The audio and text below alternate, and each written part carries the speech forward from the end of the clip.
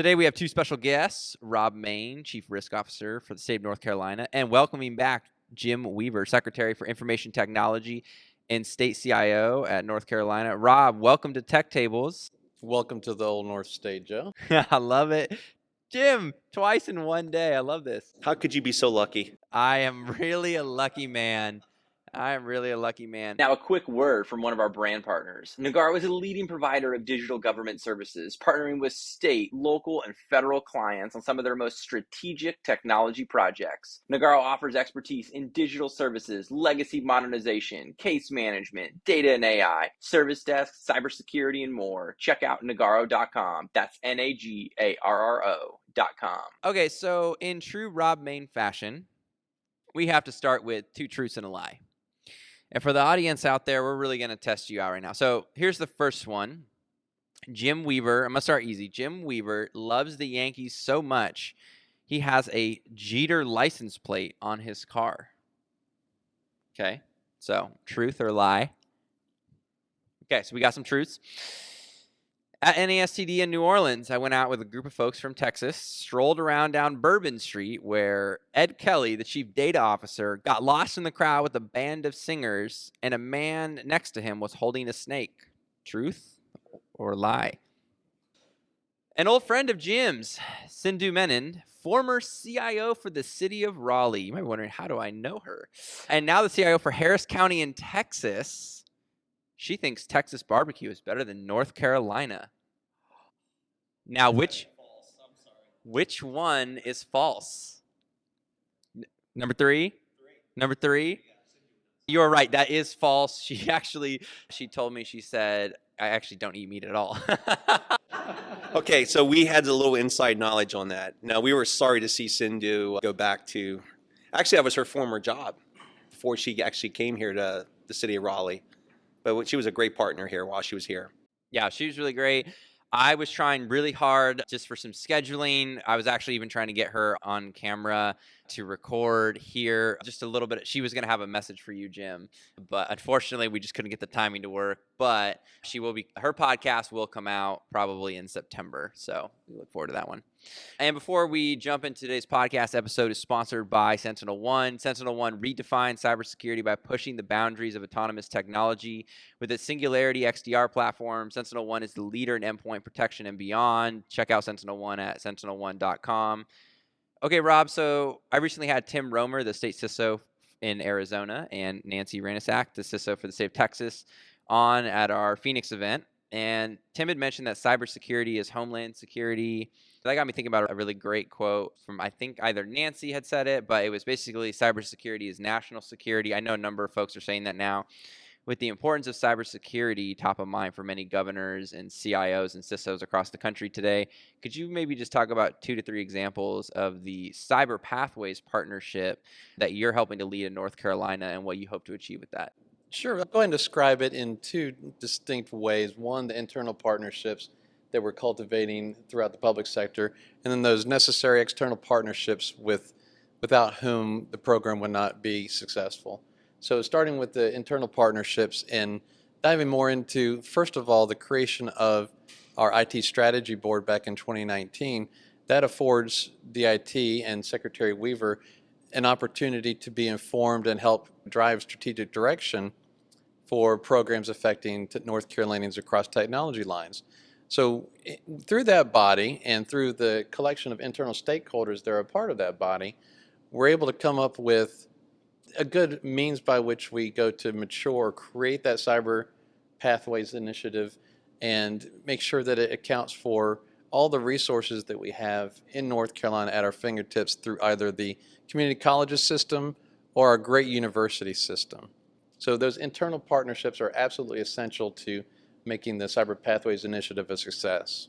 Now, as we move forward and see this pathway mature, we're going to be dependent upon our public-private partnerships that we'll be able to develop with IT firms or firms that are interested in participating and providing internships and apprenticeship opportunities for the North Carolinians, whether they be high school students that are entering into the Cyber Pathways program, transitioning military members or spouses that are coming off of active duty at a North Carolina base and entering into the program, or also just career transitioning folks.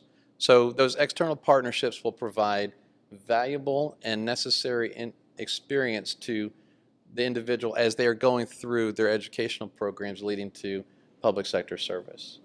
Yeah, that's great. Jim, Governor Cooper encourages high school students to explore cybersecurity careers throughout the state through friendly competitions. I got to believe this is just up your alley. I think you got to love this.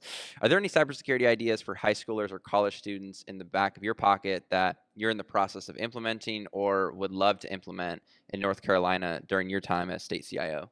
Yeah, and we talked about it a little bit earlier. So, CyberStart America is a great opportunity for us to get high school students introduced into cybersecurity. And as we talked about, it's a little bit of capture the flag, but at least it doesn't require any background. You just basically sign up and participate. And here in North Carolina, we've been very fortunate. This year alone, we had over 1,500 students from 162 school districts here participate in North Carolina. And we had 24, was 24, right, Rob? 24 National Scholar winners, 3 of which were repeat winners from the year before as juniors as well. One of those juniors, Miss Emily Chan, one as a junior, got so entrenched into cyber and excited about cyber where she reached out to her state senator and asked her state senator, how can I help my state? And that was just awesome to have that type of an opportunity to work with an individual like that. She came to our building. Rob got her interested, talked more to her. She brought some classmates. They've now started a cyber club. Rob was working with them on Wednesday afternoon. In fact, I went to his office one afternoon to talk about going to the office, and he's on a Zoom call with their cyber club talking through what vulnerability management looks like and why that's important. And it was just great to see that. Emily even agreed to do some videos for us to promote CyberStart America more for us, which is why we got more people participating this year as well. So we're really trying to tap into that young talent that's out there. And what was really interesting is last year's winners, we were able to arrange an hour with the governor, where unfortunately we were still kind of coming out of the COVID protocols, so we couldn't do it in person. But it was interesting when we had each student introduce themselves, what school they were, and then why were they interested in cyber, what got them kind of, and it was just amazing. From my family personally got hacked, and I just want to be able to do something, to one young gentleman who spoke 4 languages already. 4. And he put it, I only talk or speak 4 languages only, right? Only, yes. But he was tired of spam callers. And it was kind of his interest. To one student admitted that I just wanted to hack my dad's phone. To one was, I do believe there was one young man who thought that there would be a cool way to maybe meet some girls. I mean, it was interesting, the myriad of reasons why, but they were all engaged with the governor, and the governor's call to them really was around, if you're going to go ahead and pursue this career, and we encourage you to do think about your state, that you're going to be able to go off in the private sector someday and be able to make some really good money. But think about your state, and if you could come and help us for 3 to 5 year kind of time frame, that would be phenomenal. And like I said, one student in particular, Miss Chen, just kept going. And now I believe she's going to be dual enrolled and between UNC at Chapel Hill and also at Duke University. So that's the kind of caliber of people and talent that's sitting here in the state of North Carolina. Now, we have a lot more to do, because most of our National Scholar winners were all within a 30-mile radius of Raleigh. North Carolina is a big state from border to border, and we have to do a better job of outreach and really starting to engage our western communities here in North Carolina and along the eastern seaboard as well. So more work for us to do there, but every year we've been improving so far. Very fortunate to have Governor Cooper be interested in cybersecurity, as he was very willing to sign and formalize Executive Order 254, which formalized the Joint Cyber Task Force. Every cabinet meeting, he's looking to me for an update on what's our cybersecurity posture looking. And he's made it very clear that Rod doesn't like to hear this, that cyber is my number 2 priority because broadband's my number 1 priority. But nonetheless, he is very interested in what's going on in cybersecurity and wants to be very helpful. And then on the other side, the General Assembly as well is understanding the importance of cybersecurity and is an engaged partner as well. So we're very fortunate in that regard. Yeah, Joe, and I know we're going to get into talking more about the workforce piece and the Cyber Fellows piece that we're as a strategic priority for our IT strategy board. But I want to call attention to how we don't want to simply target the counties or the K through 12s and the human resources, which are the most valuable resource in the whole cybersecurity pipeline itself and any cyber defensive posture that you can think of. We also want to ensure that every North Carolinian, not just those in our more financially capable counties with higher tech schools, we want to ensure that everybody is able to come along for the ride in a very inclusive way. And I think to that point, and I'm glad you brought that up, Rob. As part of our digital equity literacy and enablement program, there is a component of cyber training because the last thing we want to do is get people connected and then have them get victimized. So we're really working very hard to get a curriculum together for cyber training. So as we are getting more and more people connected to the digital highway, they have an awareness of what's out there and don't fall victim to the nefarious actors. Yeah, we're gonna, Rob. I caught that there was a short clip of you, maybe it's 45 seconds, on GovTech about improving the talent pipeline to boost North Carolina cybersecurity. And I actually want to go a little bit deeper on that because I think it was a really great insight that was brought up, and I was kind of curious around like how are you starting to track and measure each stage of that pipeline? What are you seeing right now in North Carolina that you like, knowing that that pipeline is going to take a long-term perspective, a long-term, I mean, we're talking high school, college students. It's going to take time for those kids to develop into adults. What are you seeing right now at each stage that you like through the talent pipeline? So there's a number of different ways that we can measure our success. Secretary Weaver hit on a few of them: the number of participants in CyberStart America, and our ability to communicate that pathway and that the opportunity presented by that particular competition. I think it's important to call out the progress that we've made in North Carolina just from 2020 to 2021, increasing the number of participants by 34%, increasing the number of National Cyber Scholar designees from 18 to 24. That may sound like a small number to you or to your listeners, but that's quite significant for North Carolina. As we continue to communicate the cyber pathway and we push more information out to North Carolina, I'm hoping personally to see that number skyrocket well above the 1,562 folks that participated from North Carolina. And as I just mentioned earlier, ensuring that every county in North Carolina has the ability to participate as well and has students that can be pushed towards that program. So in addition to the participation within the CyberStart America program, we also want to look at how the school systems, and this is a partnership opportunity with our State Department of Public Instruction, how cyber clubs are being rolled out, and not necessarily even limited to cyber clubs, but rather STEM programs that might lead to careers in cybersecurity. So that's a partnership opportunity that we can see develop with our Department of Public Instruction to begin really tracking that and giving us something to measure the success of the program against. Now, longer term, looking at the number of STEM-related programs, not only in the K through 12s, but also in the community colleges and university systems. We want to ensure that wherever the students are, in an earlier podcast it was mentioned, go to where your staff are in terms of workforce health and hygiene. We need to go to where the students are, where the opportunities exist to extend inclusivity in programs related to cybersecurity. So ensuring that the community colleges have a curriculum that meets the needs of the areas that they serve. And also the flip side of that, we can't just think about getting more students into the pipeline. We also have to consider the faculty needed to teach those students and the increasing demands in North Carolina. At last check, there were over 21,000 vacancies in North Carolina related to cybersecurity positions, and that number is only going to grow. We have to have a sense of urgency, and we have to really be thoughtful and be able to measure our success of the program so we can make the necessary adjustments in the future.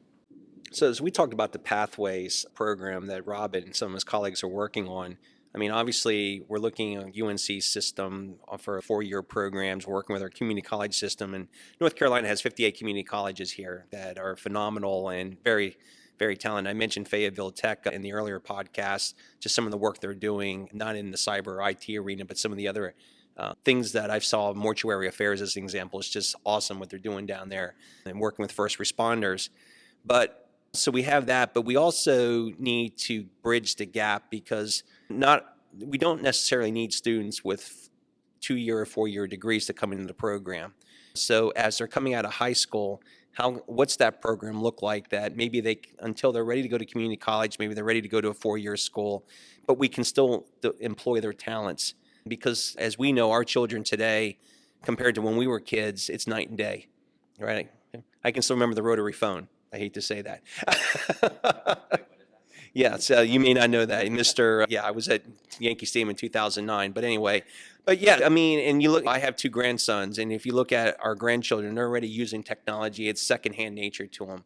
So let's take advantage of that. We were just recently, North Carolina has it's called Lady Cardinals, but it's an intern program for women to introduce them into state government.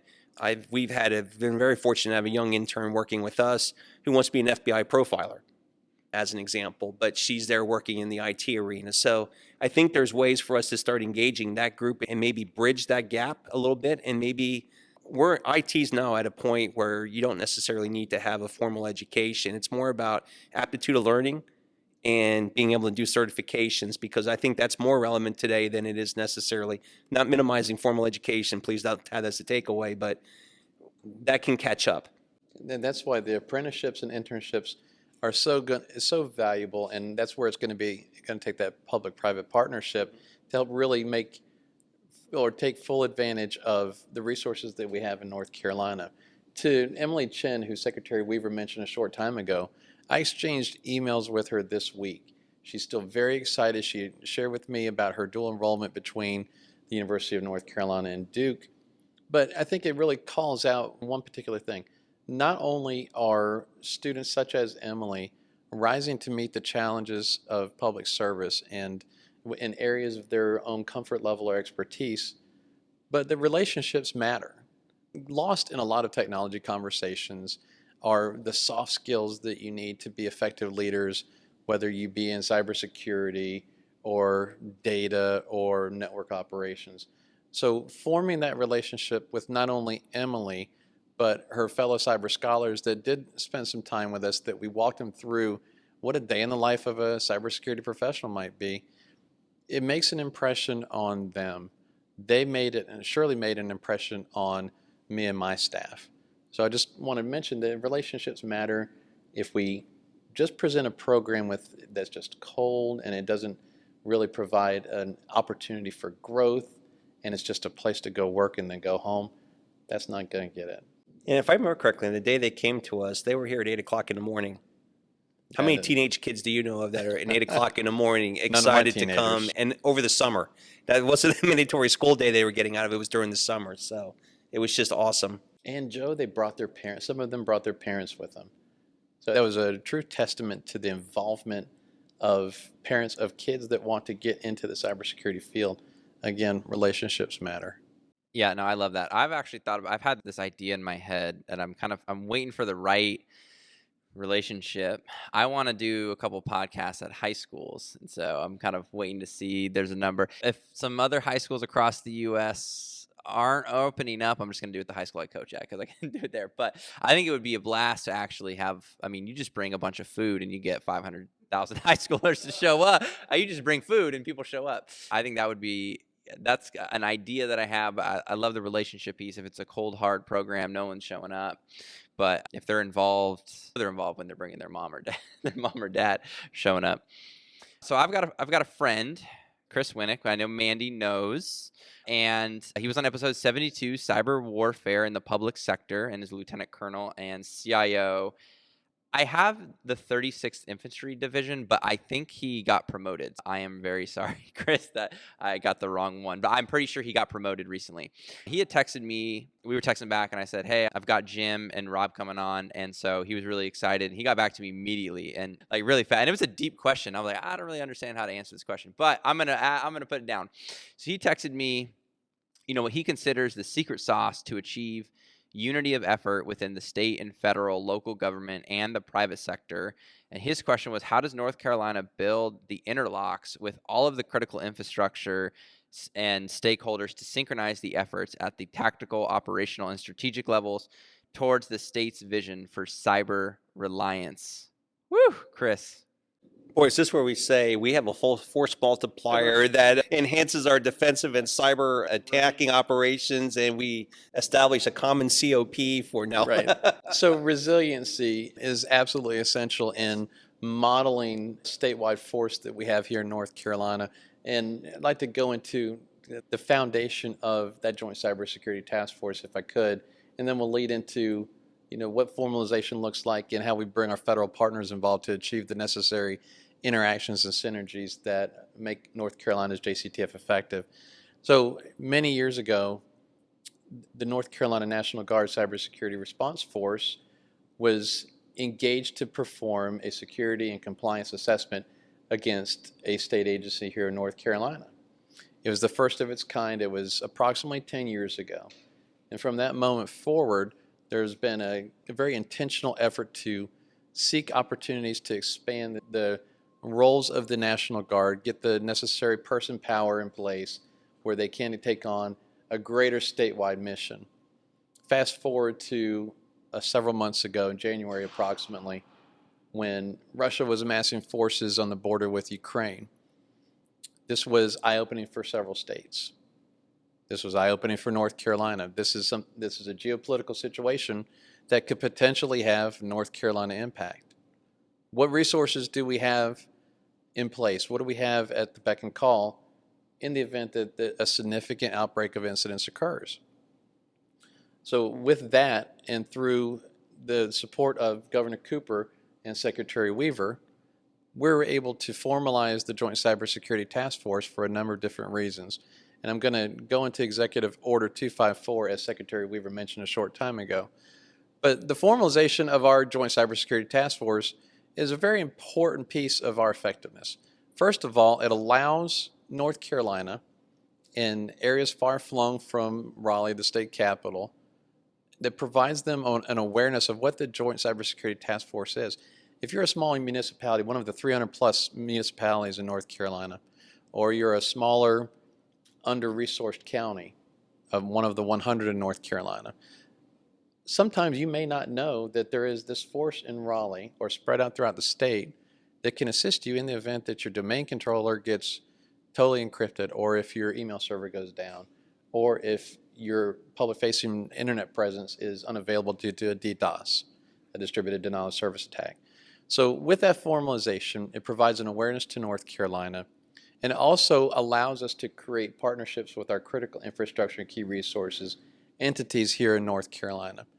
Those of us on the East Coast very painfully recall the inability to get fuel for our vehicles several months ago as it related to the Colonial Pipeline hack. So within North Carolina, we are very interested in developing those partnerships with critical infrastructure and key resources partners, so we have visibility into the threats that are facing them and they have visibilities into the threats facing us, to strengthen our information sharing with those partners, to ensure that the services that exist within local governments that provide capabilities to North Carolinians are protected in the best way possible. 3 areas of encouragement within Executive Order 254 that are worth mentioning. The first area is encouraging our critical infrastructure partners to provide us details of their public-facing web environment so we can proactively help them monitor. The second is for them to report in a strongly encouraged way the occurrence of incidents. And the third is to strongly encourage those entities on the critical infrastructure side to allow the Joint Cybersecurity Task Force to come alongside them in incident response and recovery activities. The goal here is to ensure that North Carolina life safety is at the forefront and that we assist with the return of service for those partners that wish to participate in the most expeditious way possible. Awesome. All right, we're going to open this up. I was going to say, drop the microphone there, right? I always like to give it a little bit of a pause. I thought Secretary Weaver was going to fill that. No, actually, and for those that are in the National Guard, every state has what's called the SPP program, a state partner program. North Carolina's 2 assigned countries is Botswana and Moldova. And it's funny that last year we were working with Moldova remotely. Actually, we were supposed to go there in person and actually do a cyber assessment working with the Moldova Defense Ministry until the geopolitical activity kind of derailed that a little bit. But as we were going through our exercise last year with them remotely, they kept coming back to, what can you tell us about the colonial pipeline?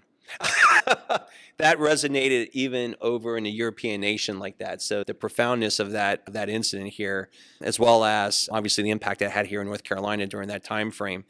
But the fact that we're engaging with our critical infrastructure partners. Just this week, Rob and team had a meeting down in Charlotte, and we've got commitment from a critical infrastructure partner, a very prominent one here in North Carolina, to actually start sharing intelligence with us, as well as to actually work with us and engage in cyber tabletop exercises, working with them on their turf a little bit, if you will, to see how they do things, coming alongside with us on our turf, if you will, to see how we do things, and really trying to get the best of both worlds there. So we're, again, trying to get to that common operating picture here in North Carolina, all joking aside, and we have a good idea what's going on in our state borders, and then how can we more effectively protect North Carolinians in that regard.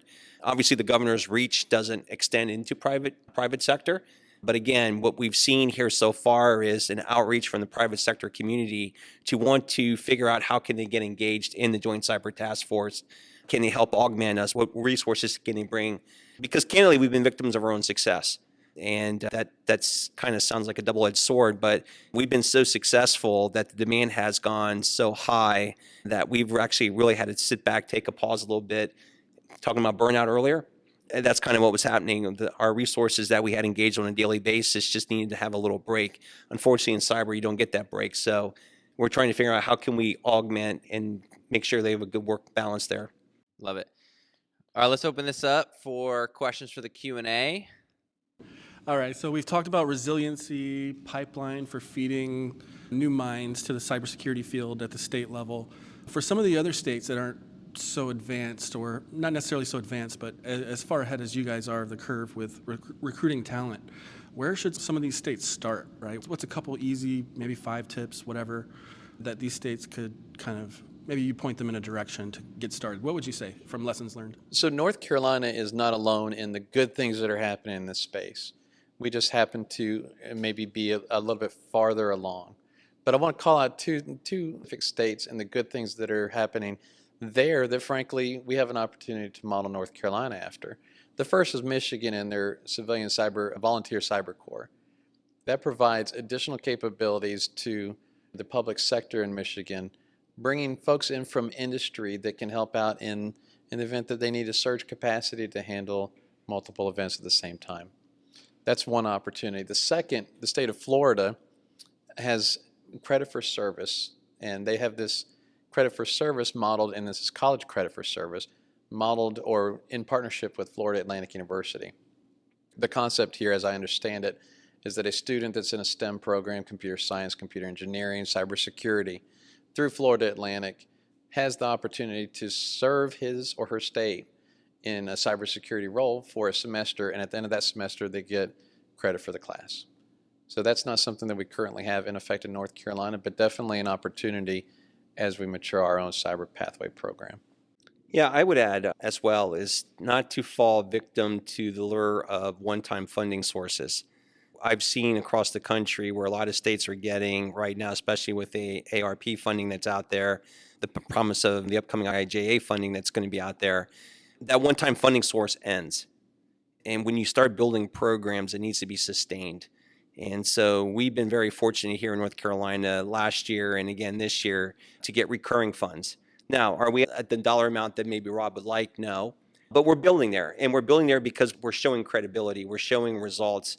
We're showing outcomes that benefit North Carolina. And that resonates with the stakeholders that are involved in this and the likelihood of us getting additional funding. As we also look at the IIJ funding opportunity that's coming down, we're taking a position, depending upon how CISA ends up doing the final notice of final funding opportunity, is that we're going to do this from a state perspective. We already worked with our legislatures to set aside the federal matching funds. So we're not going out to counties and looking for counties who are already not spending money on cyber to try to figure out how to match 10, 20, 30, 40% over the next 4 federal fiscal years. So we're going to try to make sure that we're doing that, because what we want to do at the end of the day in our counties and our local governments is actually get it done and not be caught up in grant administration and trying to figure out funding sources. We can take some of that responsibility away from them and incur that administrative burden better at the state, I think. So that's kind of the approach we've taken there as well, but really to focus on sustainability of programs. We talked a little bit earlier about 911 programs and what we're doing across our 911 call centers. But again, that's part of what we're going there and asking our PSAP community, show us a plan. This is what needs to be fixed. This is how I'm going to go fix it. And then how's that going to get moved into an operational mode? Because fix it once, it's going to be a matter of time before it's broke again. And you would get more funding if it wasn't his number 2 priority. Is that right? I'm not going to answer that question, Joe. We joked that you didn't hear this, but Nate was referred to yesterday as a $2 billion man. Right. The $2 billion man. Yeah, so Rob's hoping to become the $6 million. No. I want to be a thousandaire. Did you say he's the $600 million man? The $600 million man? Not the $2 billion? Okay. Anyone else? Questions? Amanda Crawford. This is payback, Rob. I know. Here it comes. Crush him. What is the most, this is for Rob, challenging part of your job that people would be surprised to hear? The most challenging part of my job, being very frank, it's allowing people to see themselves in the vision that I'm trying to create. Sometimes we get so mired down into our day-to-day. What's the closest alligator to our canoe? Whether you be a business stakeholder or a cyber defender embedded within that agency. So showing them how the structures and the processes that we're putting in place are to facilitate the secure and safe exchange of data and not just an impediment or not just yet another obstacle that businesses have to overcome. And I think that's why I have been successful. While it's still a challenge, I've been successful in my role to date because I am empathetic, but I also understand what it's like from the agency's perspective, having served as the Chief Information Officer for several state agencies.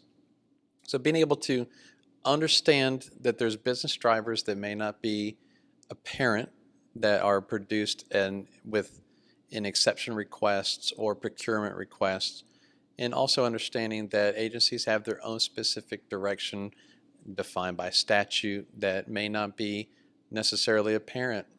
So understanding, being empathetic, but the most challenging part is helping folks see themselves in the vision I'm trying to create with the understanding that I'm helping them work towards a yes and not being the office of no.